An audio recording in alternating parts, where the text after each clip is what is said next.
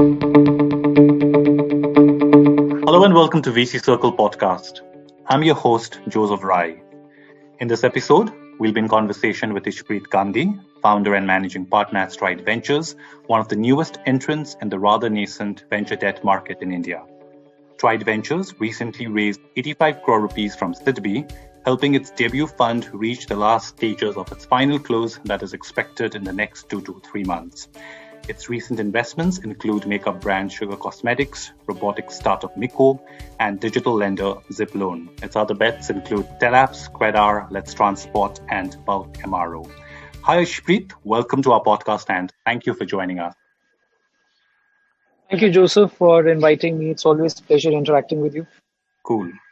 So we'll talk about the investment from SIDBI a little later, but first I wanted to ask you, so when the pandemic struck and lockdown was imposed, there was this fear that funding in startups would fall, but there was also the buzz that there would be an increase in venture debt investments.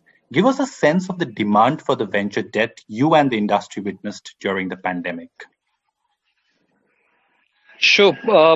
So, Joseph, I'll try to just first of all quickly tell you what Stride do, and maybe we'll be able to relate the question with that. Yeah. So, when we started, if you remember last year end, we started with the philosophy of coming from the banks, funding startups from the banks, Right. and how we can come into this ecosystem, which has been, as you rightly said, a nascent market for venture debt in India, and work closely with some of the founders to ensure that we give them the debt which is as per the use cases of their business requirements. So we started some structures which are very different in nature. We started with structures which are more working capital intensive, not necessarily long-term loans, but depending on what the business requires. Coming from the banks, we had a view that some of the companies do appreciate those structures. And that's when we started our first investment late 19, early December, when we did Telapps. And then post that, when we were at a couple of companies, COVID impacted the fund and from the overall ecosystem for that matter. And what we realized was that these structures will further get evolved in terms of a lot of startups will start looking at this asset class in a manner in which it's as per, because the valuations, the funding round went dry for naturally 3 to 6 months, and it started getting revived again to a certain extent, except 1 or 2 sectors. But a lot of startups will start understanding the real use cases of working capital in their business and not prefer diluting equity for that. And that's what actually propelled further growth of Stride. So, to answer your question in terms of how's been the deal flow, deal flow primarily has been in terms of educating some of the founders about how this asset class can be more flexible in terms of requirements of the business. And then there is a natural deal flow of people not going towards equity rounds, even if it's easily available, some of them because of the valuation aspects, that propelled our deal flow as a firm for sure. Okay. So we have analyzed closer to 300 companies now in the past 6 to 8 months, and we have finalized deals out of there. Deal flow wise, I don't think there has been any dearth in terms of companies looking at it. It's how you wanted to be more flexible as a lender towards the requirements is how we actually position the asset class to be. All right. Okay. Interesting. So what were the main reasons why startups were approaching for venture debt, during this pandemic period? And were there anything out of the general reasons why they were seeking for venture debt because of the pandemic? So I think our deal flow was a combination of majorly us reaching out some of the companies in terms of telling them what can be the use cases of debt as well as inbound interest. So traditionally, the asset class is stated for doing long-term loans, as I said, for 2 to 3 years and beyond. So some of these companies who had a perspective about venture debt traditional structures, they thought that since we do not require 3-year loans, and some of the equity investors, especially the companies which are very well funded, right, they do not require 3-year loans as per the normal use cases. So they've never thought about working capital structure, as I mentioned. So what traditionally the use cases came out to be, in, for example, B2B businesses. We have done 2-3 B2B business during pandemic, where the receivables were from corporates. And those receivables were getting lingered further because corporates were in a different position. So that got amplified in terms of the requirements that while we are deploying equity money for the receivables, for the inventory, for working capital, for a B2B perspective, why can't it be replaced with debt? because debt of bank is not as easily available. And coming from banks, we wanted to get our debt married to the banking ecosystem. We work very closely with the banking fraternity, and we created structures as per the use cases of the business requirements. So for a working capital receivable, for a B2B business who had to receive receivables from large corporates, we created working capital structure on the receivable side, on the inventory side. On a B2C businesses, again, similar aspect of understanding how long is their cycle into the end, even if it's a D2C brand, from the end consumer receivable, and we created structures around it as well. We also did traditional term loans as per the capital expenditure requirements. So I think this asset class, because it purely belongs to understanding the business very well and going deeper in terms of use cases, all our debt has been structured very, very differently in all the use cases. Okay. So the business demand has been origined from our side. Plus, then was an inbound interest because of the aspect of going to debt and not diluting at this point, which has propelled the use cases and the requirements and the kind of businesses who have taken it. All right, cool. That's interesting. And what are some of the themes you as a venture debt firm is actively exploring? And is there a bias towards some themes because of the pandemic?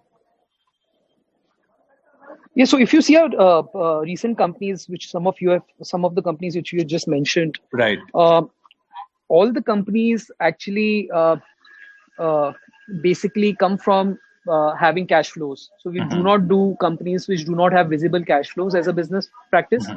Any company which does beyond 2 months, at least 2 crores of ARR for monthly, MRR of 2 crores, gets eligible for Stride debt. So, and if you have a receivable, that's where we start thinking aloud in terms of how to curate debt structure which is sustainable in nature and gets banks onboarded for them as well. So are, and that results into sectors like more of B2B. Within that, it can be logistics, it can be agri-tech, it can be manufacturing. We have done a B2B manufacturing company called Zeetwork recently as well. Right. It can be then on the B2C side, it can be naturally D2C brands. It can be any business which has potential outgo of certain aspects to acquire a customer, but the realization of money happens late. Provided you since you're sector agnostic as such, provided you have a MRR of 2 crores and above, we can create structures around it. So we've been sector agnostic as such, but these are the sectors of agri-tech, core B2B logistics. We've done 1 or 2 edtech companies, which has been a spread across major sectors, which have been more dominant in nature. Naturally, we do not do travel, hospitality as sectors which have really got impacted during COVID. Right. So Stride Ventures has been very active in the market this year, right? And what does the investment pipeline look like now for Stride and Ventures? Will you continue to remain aggressive in the coming months as well? Yes, it's a good question, Joseph. And people generally, especially our investors and other Ps, wants to understand as well that is it continuing in nature? And we believe the opportunities are immense. As I said, that we've really looked at a lot of companies. So we have 3 to 4 term sheets out. And we plan to be in between upwards of 20 to 22 companies in between of 20 to 22 by the March end is what we are targeting, a portfolio of 20 odd companies. And we should surprise ourselves in the kind of deal flow and the kind of deals which we have in pipeline. So that's where we will be broadly at. Okay. So yeah, I think our pace will definitely be the same till March, and then we'll see from there. Okay, so you mentioned about the term sheets and that, and you've handed out. Which sectors do these startups belong to? It's a combination of D2C, agri-tech, and again similar to B2B orientation of logistics. Okay. So we've actually 3 of them are signed, couple of them are under signing, and they represent these 3 primarily. Cool. I now wanted to talk about the investment your debut fund received from SIDBI recently. Give us an insight into the kind of conversation you had with SIDBI and what is SIDBI and the other LPs telling you on the venture debt market in India as of now? No, actually, this is, I think you rightly mentioned in your discussion, this is an attractive asset class because of obvious reasons. First being that highly under-penetrated in India vis-a-vis some of the more advanced countries. And second is within that, the aspect of understanding the requirements of the business and not doing plain structures, which has been overall deficient in terms of the requirements of the founder. So within Stride in the past 1 year we have done three industry first things. Is first, on the working capital side, we came out with working capital structure. We also took board seats in the company, and we got banks onboarded for them jointly. So we funded jointly with banks. Right. This is a sector which people think that banks can't fund. As I said, that since we funded from banks, we know how these structures can evolve with banks. We've already announced transactions with banks. So all these three things actually gives a lot of confidence to all kind of investors. And SIDBI, it's a great gesture from their end in terms of validating Stride in their journey quite early. And they've been an advocate of the asset class as well, because it's a recurring. This asset class gives you a recurring coupon, right? It's a monthly coupon which you receive from a company, which gets quarterly flown into investor pockets. So it's very tangible outcome of an investment, because some of the equity investments might have a lock-in which is larger in nature, which debt funds would not have. And you have a visibility in terms of the cash flow and the coupons coming from the companies. So from an investor perspective, it gives you a lot of confidence, especially in today's time when the interest rates are quite low in the economy. This kind of asset class generating a mid-teen returns, and what you have to demonstrate is how stable is the portfolio, is actually quite healthy from the investor's perspective as well. So these are the reasons actually SIDBI has been a proponent of first encouraging young funds. Second, within debt, you're working on a structure which has a certain portfolio now, and you are backing that portfolio. And that portfolio has seen no delays, and the servicing wise, capitalization wise, the companies have done well. Revenue wise, they have come back. So all of these reasons result into SIDBI investment, and we've been quite grateful for that. Okay. And what are some concerns or some tough questions asked by SIDBI or by the other LPs who are investing in your fund? Yeah, look, no, SIDBI, I think we followed the process of the investment committee and the final approvals. Yeah, some of the LPs generally have, depending on what's the nature of the pipeline or what kind of companies you want to do, and how the ecosystem is evolving as well. So anything for an international LP, I'll break it down into domestic and international. For an international LP, first of all, you're selling about the economy perspective, how India's economy is. Right. And then within that, you're selling an asset class, which is debt, a startup ecosystem and debt, right? So you're doing 2-3 rounds of selling. For a domestic investor, since the investor is privy to the market and the economy, and to a certain extent, if the person is exposed to startup ecosystem, then you're only talking about how this asset class will evolve and how this asset class is more safer and more quicker in terms of return than some of the equity investors. While naturally the IRRs of good funds will be north of 20, and this is what the best of the debt funds will be chasing in terms of at least at 18-20. So the IRRs might differ, but at least if you end up generating 18-20% returns, this is amongst the top 5 percentile of fund managers in India.